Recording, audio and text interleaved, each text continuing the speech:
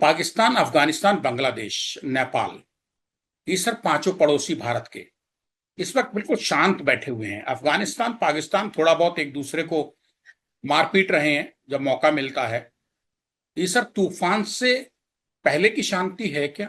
संजीव जी, पिछले साल 23 दिसंबर को अमेरिका के रक्षा मंत्रालय पेंटागन ने अपनी कांग्रेस को अमेरिकी कांग्रेस को रिपोर्ट सबमिट की, जो कि चीन के ऊपर थी।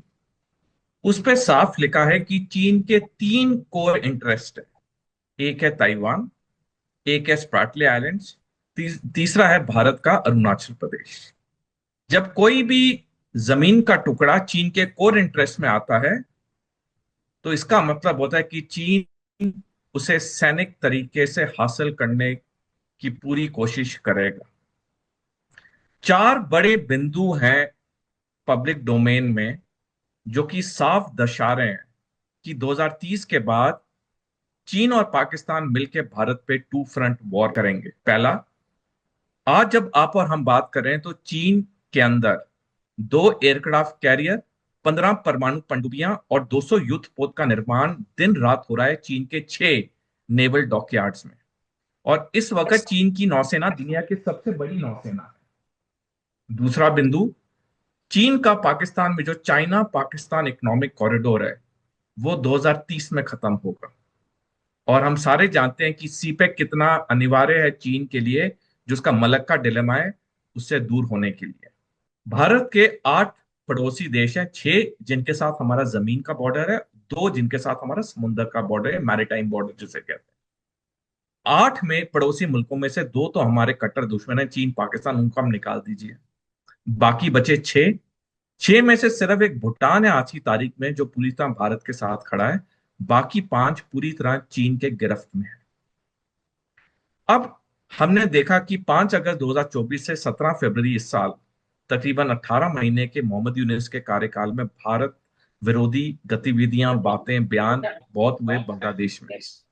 लेकिन सब कुछ बदल गया, या दिख रहा है कि बदल गया है, 17 फरवरी से जब तारिक रहमान ने शपथ ली बांग्लादेश के प्रधानमंत्री की। तब से कोई ऐसा भारत विरोधी बयान नहीं आया। ये अच्छी बात है। लेकिन अगले 6 महीने देने बहुत जरूरी होंगे बांग्लादेश को, क्योंकि पाकिस्तान और चीन भी चुप तो बैठेगा नहीं।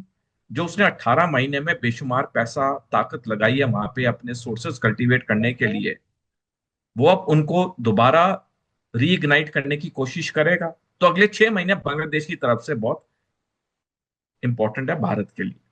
नेपाल में चुनाव हो गए हैं। बालन शाह जो जीत गए हैं और कभी भी वो शपथ ले सकते हैं नेपाल के अगले प्रधानमंत्री की, उन्होंने भी अपना जो कैंपेन चलाया, सफल कैंपेन चलाया, उसमें उन्होंने कोई भारत विरोधी बातें नहीं की। तो नेपाल की तरफ से भी हमें इस वक्त एक खुशखबरी सी दिख रही है भारत के नजरिए से।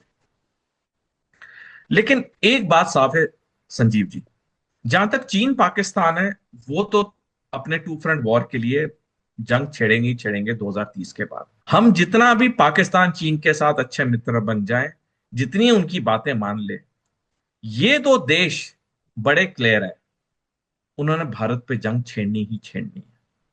तो ये जो आपने सही आंकलन लगाए, ये जो अभी हमें शांति सी दिख रही है, ये लल बिफोर द स्टॉर्म है। और एक और टिप्पणी करना चाहूंगा, ये लल बिफोर द स्टॉर्म ऐसे नहीं कि 5 साल तक शांति रहेगी।